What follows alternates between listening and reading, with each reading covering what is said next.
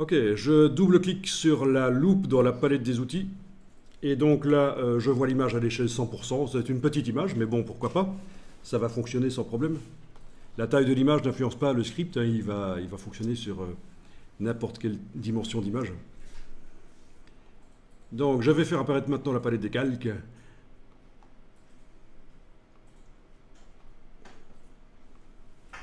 Et on va aller chercher également la palette des actions. Menu fenêtre, action.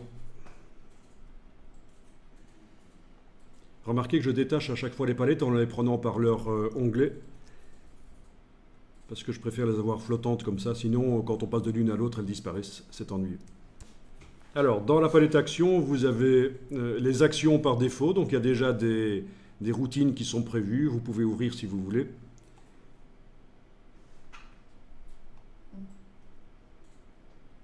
Voilà, il y en a pour faire un effet de vignette, des ombres portées sur du texte, etc. Bon. Mais on en trouve aussi plein sur le web, des actions.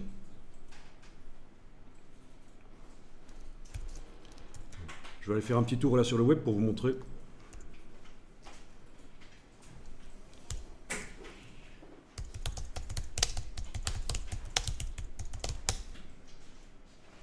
Voilà, donc si je tape Download Photoshop Actions, je tombe sur plein de sites. 59 actions Photoshop gratuites, 80, 500, etc. Et si on va voir, il y a certainement des exemples du résultat obtenu quand on utilise ça sur des images.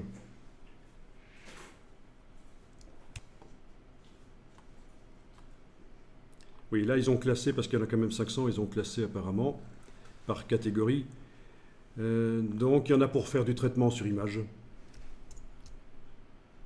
Avant, après.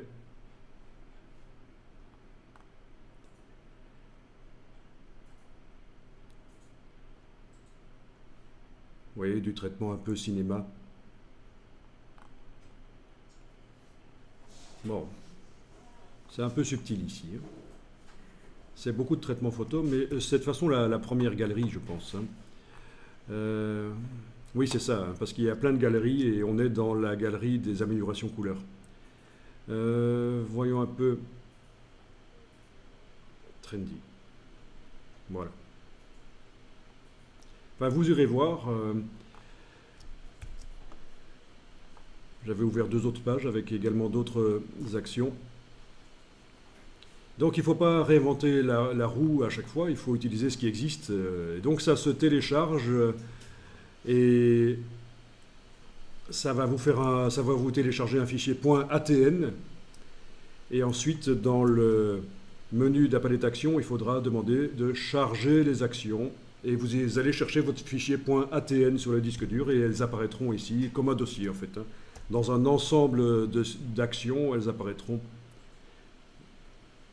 Oui, parce que c'est toujours un ensemble qu'on enregistre. C'est jamais une des actions à l'intérieur qu'on enregistre spécifiquement, uniquement celle-là, c'est un dossier qui contient une ou plusieurs actions. Mais c'est le dossier qu'on enregistre. Ok, donc ici on va faire notre propre dossier à côté de ce dossier action par défaut. Vous cliquez sur l'icône du dossier. Donc je ne télécharge pas ici des actions sur le web, ça je vous laisserai faire, je vous laisserai tester. Je vais cliquer un dossier et dans Photoshop créer un dossier que je vais appeler accentuation détail. Voilà.